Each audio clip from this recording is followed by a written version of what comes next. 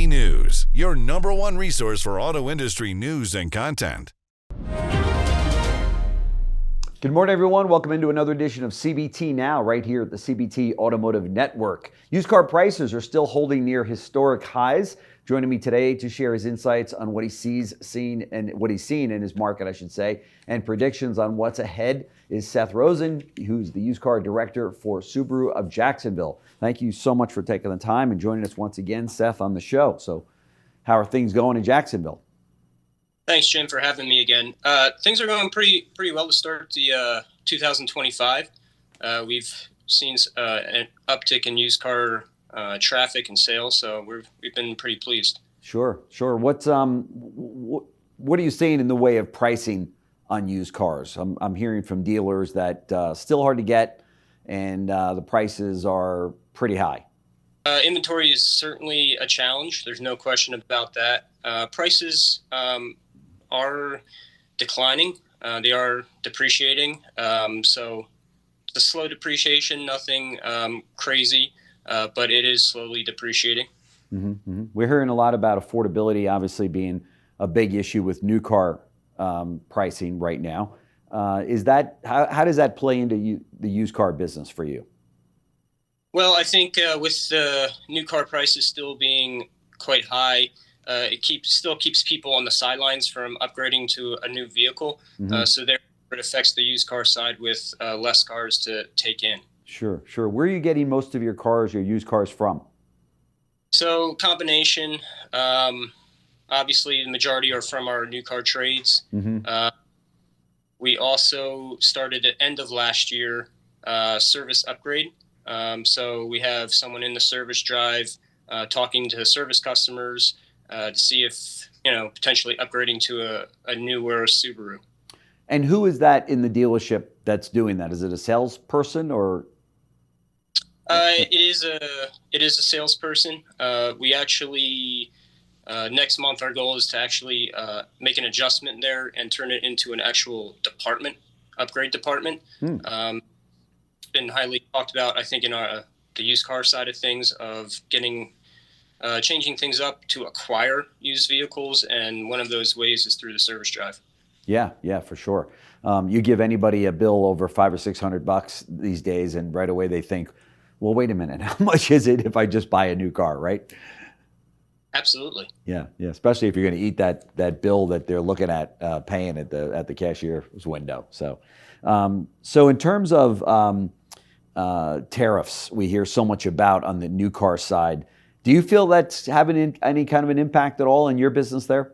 It's hard to say. Potentially, yes. It could be pushing customers to buy right now, so they don't have to find out if the tariffs do go through and the prices start skyrocketing, which all the manufacturers have been talking about. Mm-hmm. Might be pushing customers who potentially were looking to make a purchase in the summertime to purchase today. Yeah. So you feel it's putting people in the market, accelerating that. Yeah, I think it's accelerating the funnel. Yep. Yeah, for sure. And in terms of the balance of the year, how are you feeling about the balance of the year right now, sitting here today in the middle of March, based on what you've seen so far? Yeah, so just specifically in our market here in Jacksonville, feel well about this year for the used car side of things. We've seen an increase since the beginning of the year for us, so we're excited about 2025, that's for sure. Yeah. And in terms of the customers, have you seen any kind of an increase over last year in terms of inquiries, either to your website or into the showroom, traffic? Traffic, I would say definitely an increase there, especially last month and so far this month.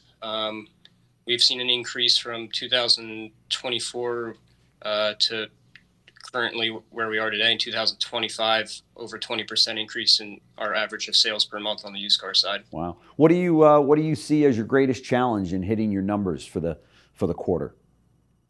Inventory.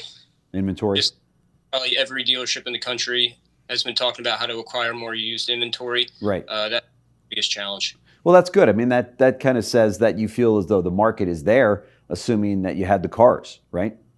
Yeah, I definitely think the market is there. like I said in the beginning, used car prices are depreciating, so it's becoming a little bit more affordable on the used car side. Right, right. And in terms of the, do you have a BDC center there that handles all the incoming calls? We do. They handle the internet leads and the phone calls. Yep. Where do you find most of the leads are coming from? Well, definitely generated mainly from some kind of online activity, whether social media, whether they're going to Google first, cars.com, an auto trader, a third-party site like that. Yeah. And do you use the third-party sites? We use a few of the third-party sites, yes. Okay. That still seems to be a stronghold for a lot of dealers. As much as they have some angst about it, it's certainly they don't want to give it up, right?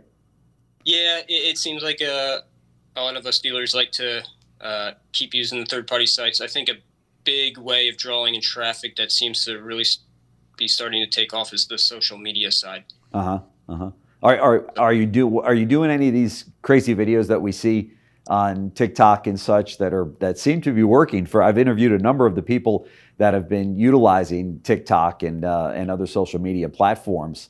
They're kind of the videos that we see though are more entertaining than they are educational. Have you entered into anything like that? So we haven't entered into the entertaining TikTok world yet. It's something we've talked about behind the scenes. So I think in the future, we could potentially touch into that. But it is smart by dealers to certainly go in that direction. Certainly the cost is a lot lower, and it's a different way of drawing in business, which is smart. Yeah. I spoke to one dealer on the West Coast, and he said that he saw a little bit of a tightening of credit because of the economic situation and maybe some of the uncertainty right now that's out there. Have you seen any of that? I would say no. However, the stipulations from the banks have definitely become more challenging. Yeah. So I haven't seen a decline of getting approvals. It's the amount of stipulations that you need to get for the bank to fund the deal has become a little more challenging. Yeah, for sure. And but as far as you're concerned, you're thinking that it's going to be a pretty good year, and you just came off a couple of good months. Yeah. As far as we're concerned, we're excited for 2025. We've had a good start to 2025, so we don't, it's just again a matter of having the used car inventory, so that continues. Yeah. And you get most of your used cars, as you said, from trade-ins right now, from the new car side? Yeah.